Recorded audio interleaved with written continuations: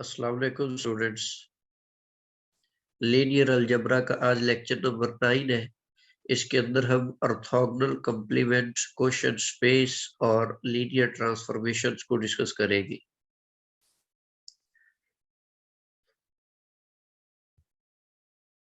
Ji, first of all हम discuss करते हैं ऑर्थोगोनल कॉम्प्लीमेंट से क्या मुराद है।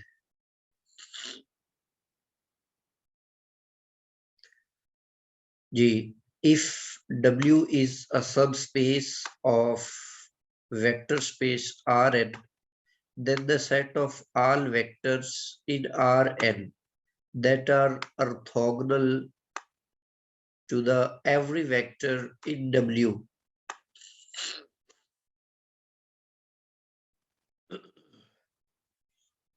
ऐसे तमाम वेक्टर्स जो W में पड़े हुए वेक्टर्स के परपेंडिकुलर हो, उन तमाम वेक्टर्स का जो सेट होगा उसको हम ऑर्थोगोनल कॉम्प्लीमेंट्स ऑफ W इसका नाम देंगे। It is denoted by W perpendicular.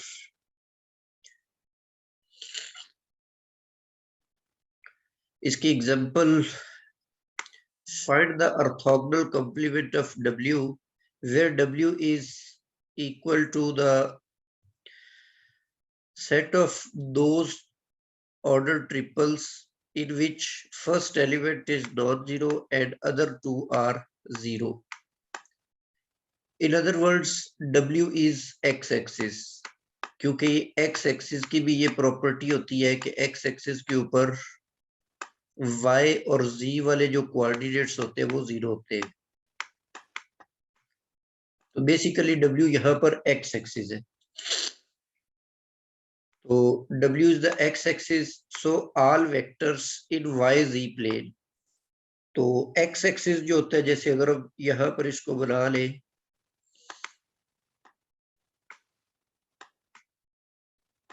तो ये आपके पास x-axis है और ये आपके पास y-axis है और ये हमारे पास है z-axis। अब ये वाला जो प्लेन है ये YZ प्लेन है ये वाला। तो x एक्सिस जो है ये YZ के ऊपर, YZ के अंदर जो भी आप वेक्टर लेंगे वो x एक्सिस के परपेंडिकुलर होगा। तो इसका मतलब है जो YZ प्लेन है, मतलब YZ प्लेन में x जीरो हो जाता है और ये वाले दोनों नॉन जीरो आप लेते हैं। तो इसका मतलब है कि यहाँ पर x एक्सिस का जो ऑर्थोगोनल कॉम्प्लीमेंट है वो पूरे का पूरा YZ प्लेन निकल आएगा।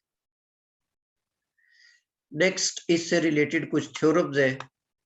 If W is the subspace of Rn, then its orthogonal complement is also a subspace of Rn. दूसरी प्रॉपर्टी ये है कि the only vectors common to W and its orthogonal complement is only zero. In other words, W का intersection ले आप इसके orthogonal complement के साथ, तो वो सिर्फ और सिर्फ आपके पास जीरो आएगा।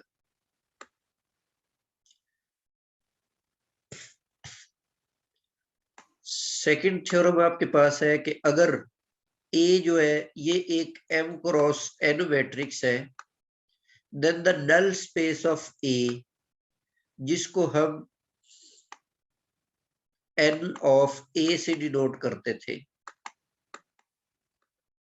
and the row space of A are orthogonal complements। ये वीडियो अपनी बंद कर ले, कैमरा बंद कर ले अफजल।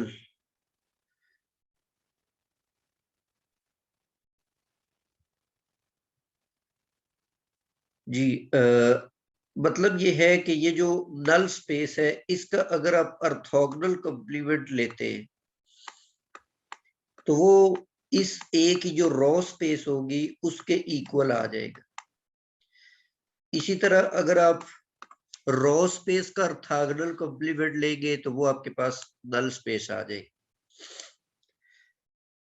सेकंड स्टेटमेंट ये है कि the null space of A transpose and the column space of A are orthogonal complements in R M. ये आर एम में ऑर्थोगोनल कंप्लीमेंट्स होंगे। मतलब अगर आप नल स्पेस लेते हैं ए ट्रांसपोज की, ए ट्रांसपोज का जब आप ऑर्थोगोनल कंप्लीमेंट लेंगे तो वो बेसिकली आपके पास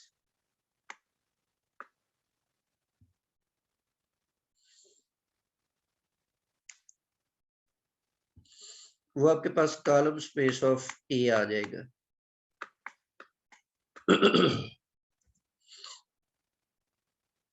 नेक्स्ट हमारे पास इन्वर्टिबल मैट्रिक्स से रिलेटेड कुछ थ्योरम्स है। If A is a square matrix of order n by n, then the following statements are equivalent. First statement है A is invertible। इन्वर्टिबल से मुराद है इसका इनवर्स एग्जिस्ट करता है।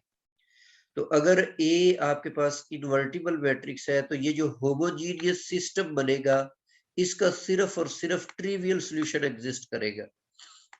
ट्रिवियल सॉल्यूशन जो इसका होमोजीनियस सिस्टम का 0 0 0 वाला सिस्टम जो सॉल्यूशन होता है इसको ट्रिवियल सॉल्यूशन बोलते हैं।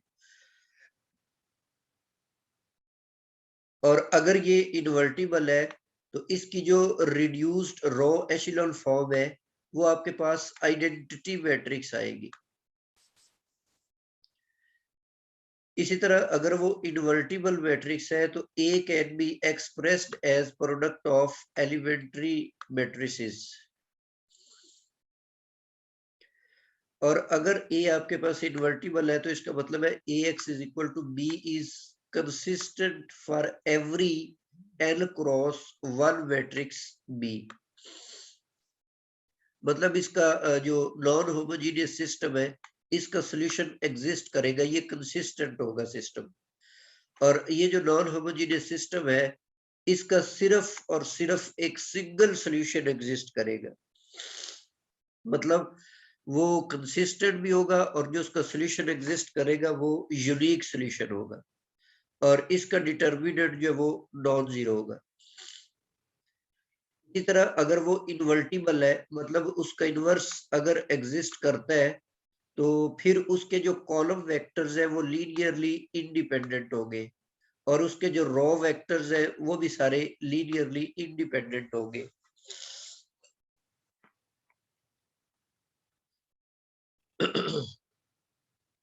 तो इससे एक बात हमें ये समझ आ गई कि अगर वो इन्वर्टिबल नहीं होता मतलब उसका डिटर्मिनेंट अगर 0 आ जाता है तो इसका मतलब है कि वो फिर लीनियरली इंडिपेंडेंट नहीं है बल्कि वो लीनियरली डिपेंडेंट होंगे।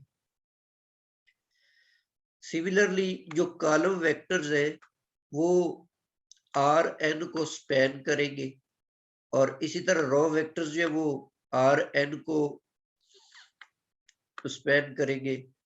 Similarly column vectors of A form a basis और row vectors of A form a basis for R N.